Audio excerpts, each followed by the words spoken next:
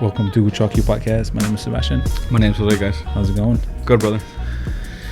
Long weekend and week, actually. We had a long weekend last weekend. What did you do? Did you guys do something? We went out to the outlets shopping for the kids. Yeah. We're Are your kids back at school? they're doing the whole Video thing? Yeah. Really? You guys haven't decided to do homeschooling? Not yet. Are you thinking about it? Kind of want to send them back, but obviously when all this is over, but just so they can interact with other kids, just so they have that friendship going on. Yeah, we're homeschooling. We'll send them back, but I don't want to send them back. I don't want my kids sitting in front of a computer all day. With 3 kids in school, it would be crazy. Are all your kids at school? I got 2 right now. 2, Yeah. So, any shop? So today, let's talk about what are we going to talk about today? Ratios and wheelbase, how it's affecting Your operation. or any operation that you're in. I feel like we've covered that before a couple times, not together. I don't think, but that's something that was requested and we thought it was a good idea. And it is Friday today, and we have a meeting tomorrow at the shop. Safety meeting with the drivers. With drivers, yeah. We are gonna we're working if you wanna, show up. But I know we're planning some work for tomorrow, and yeah.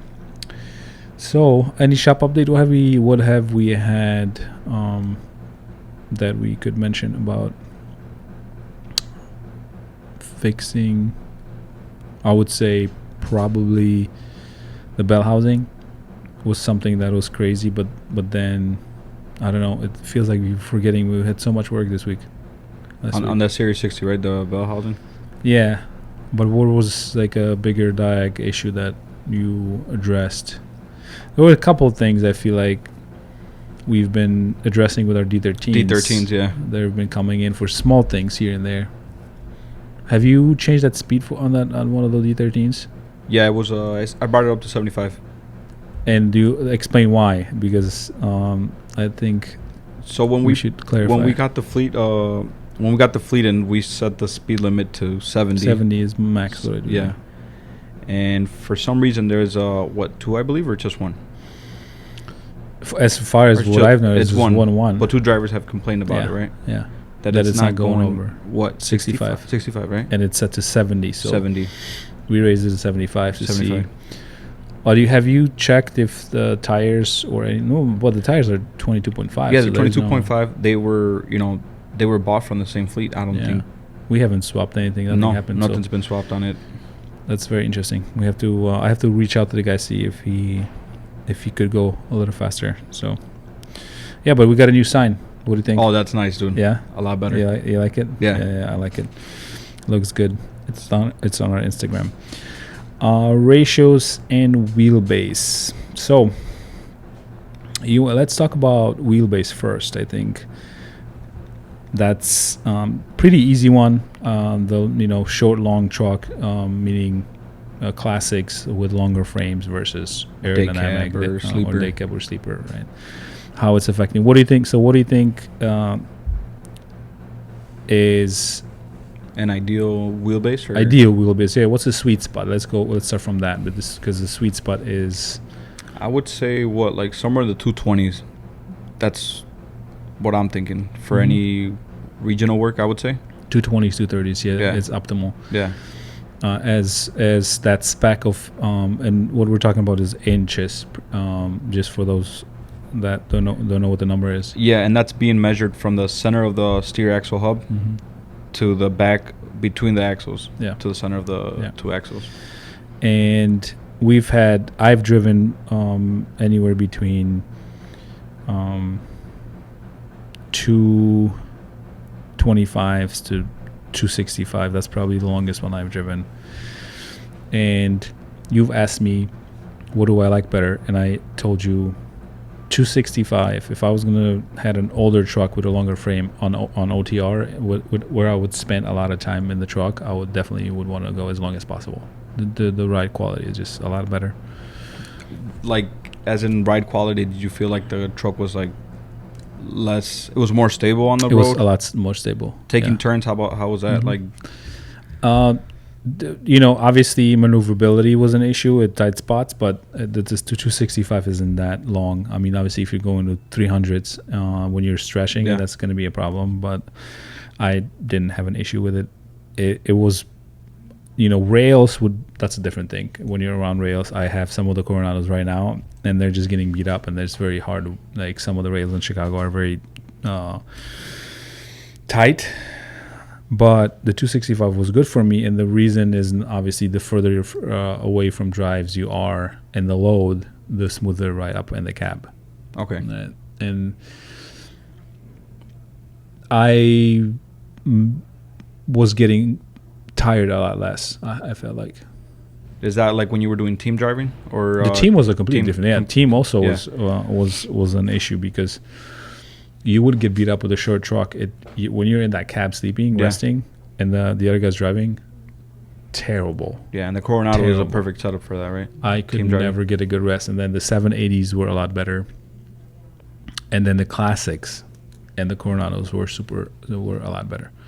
With a comfy mattress, I was getting You're a out. lot more. I was getting a lot more rest. Yeah. Yeah, because the 670s were just too short.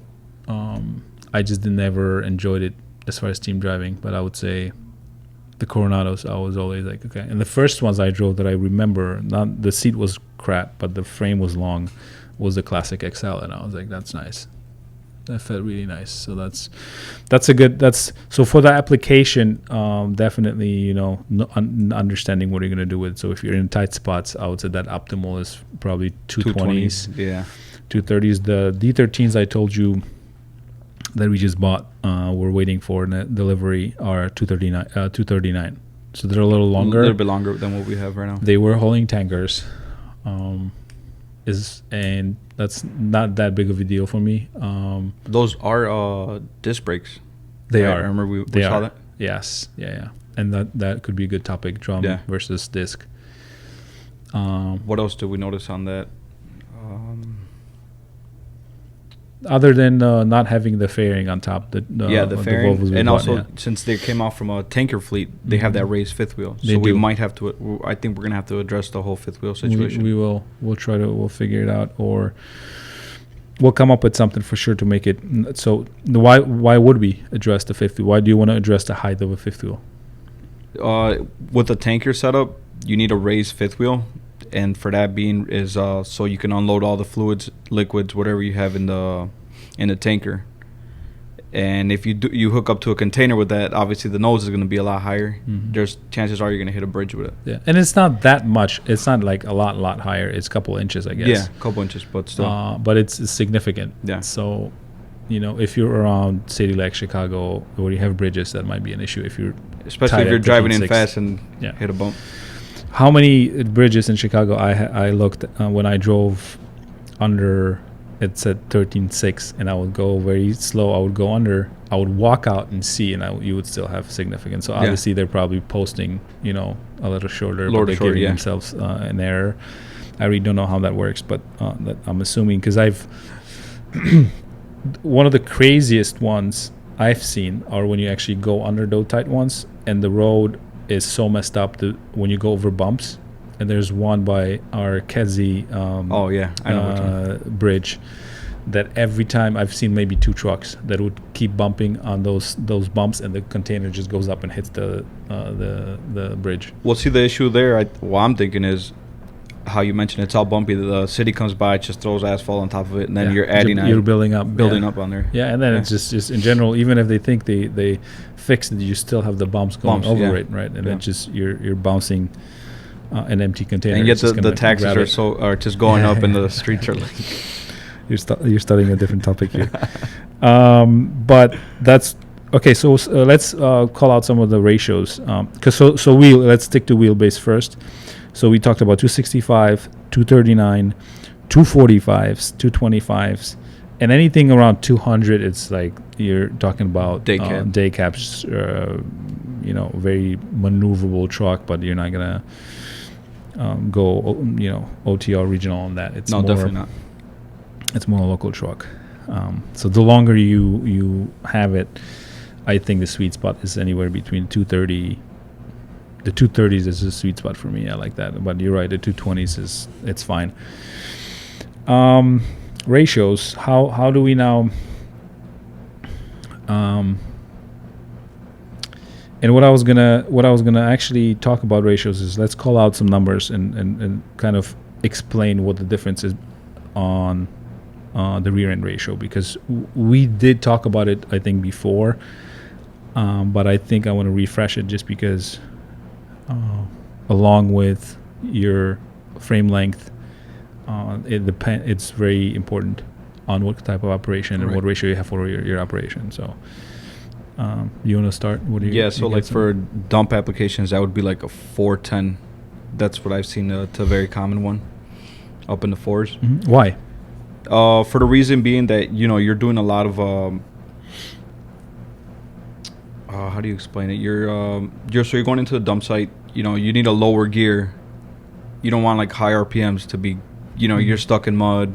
You got to lock the power divider. You don't want high RPMs for that. You just want slower gear ratio for that application. So the way you want to think about ratios is, the higher the number, the more torque you can put in on the wheels with a lot more, and get the truck rolling faster when you're heavy. So therefore, when you have heavy applications like dump trucks, when you have a lot of heavy hauling, along with an 18 speed, that's one thing. But the higher the number you have, the quicker and the more torque you can get to those wheels immediately. Also, the higher number you have, the higher your RPMs are going to be at higher RPM highway speeds. Yeah. So if you're like, say, 70, those RPMs are going to be way up there. Yeah. Fuel for that very reason, you know, what are RPMs, right?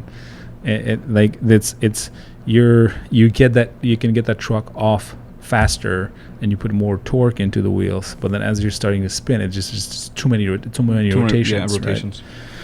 So that's why when you go to the other side, which is, let's say, the 226s, that's highway spec, meaning it's going to get you harder to get it going. But once you get it going up, it's a lot better for highway use. Yeah, highway use and, you know, fuel efficient, obviously. Fuel efficiency, yeah. I mean, you have a lot of the direct transmissions, the new automatics are direct transmissions, meaning the ratio is going to be what? 1-to-1.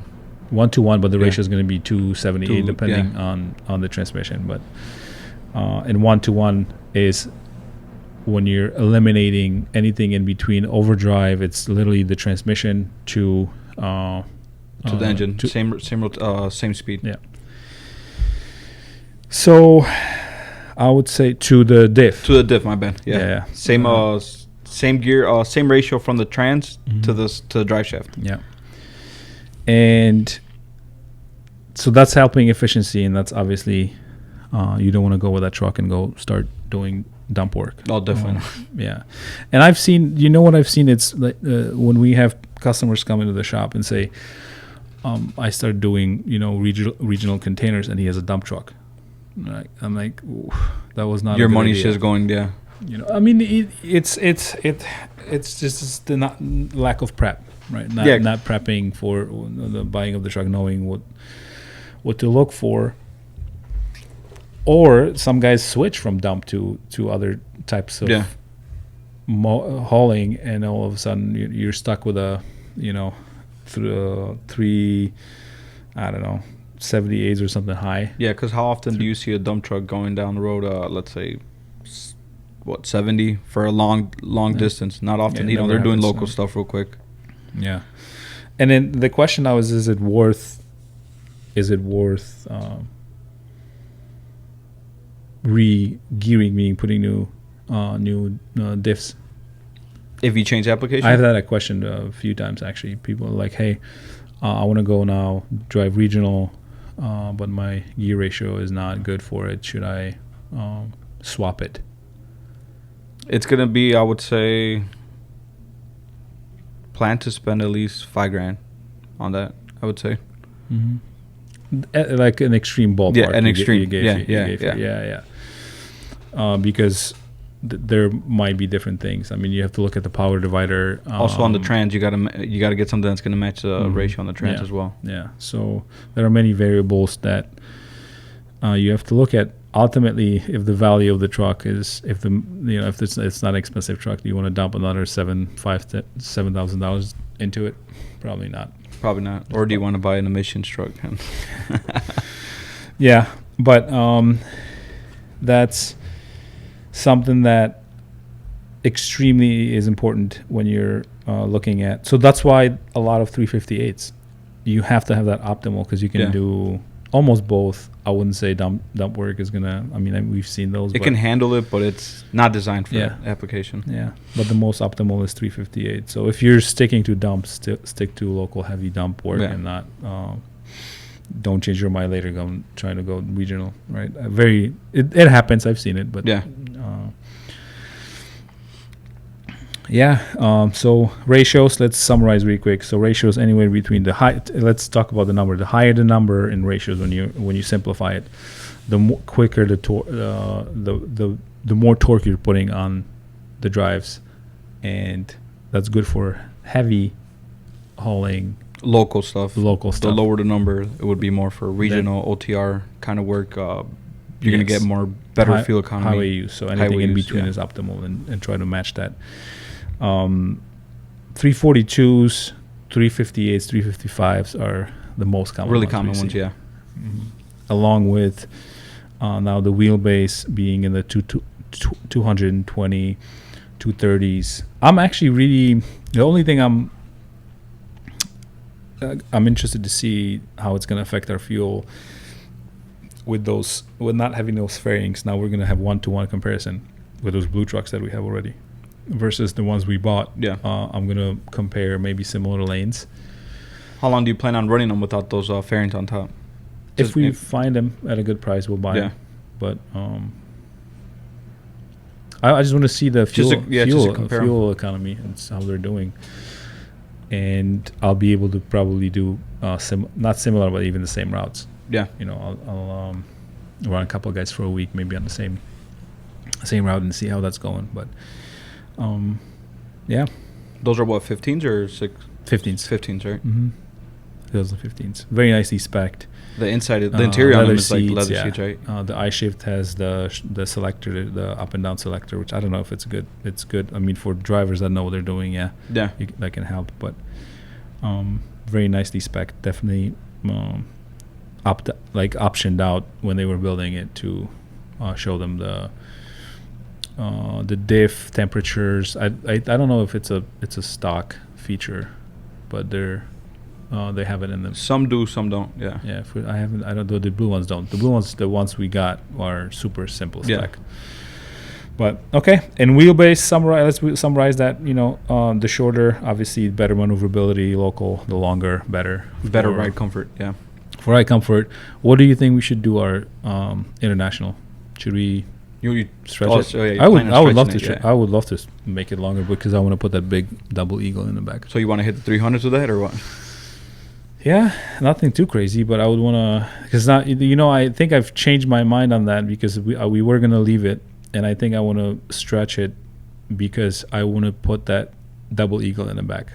So and you're gonna need that space. Mm-hmm. You would need at least 4 more feet, or what, roughly? Probably more. 4, yeah. Depending on what size of double eagle I would get. There's different sizes, but I want a nice sleeper. Kind of, I don't know, because now I'm thinking we have to figure out, are we gonna paint match it, or that's gonna be hard. That's what I was gonna mention. Yeah, because I like how the sleeper looks now. I know some guys. There are some guys that can match it exactly. Even have the patina on it, and everything. But let's get it going. As far as, I mean, we have a lot. I want definitely to spend some time with the international. Put some work into it, but hasn't been touched in months. It hasn't been touched in much, but the reason being we have a lot of work, plus the new fleet coming in, new trucks coming in. So we are looking for a mechanic. So if you are experienced and would love to join our team, then hit us up. We are looking for somebody in the Chicago area that's interested in being part of the ERA team and loves working on crazy trucks. And yeah, that's pretty much it. Thank you guys for listening. Subscribe, share, and we'll talk to you soon.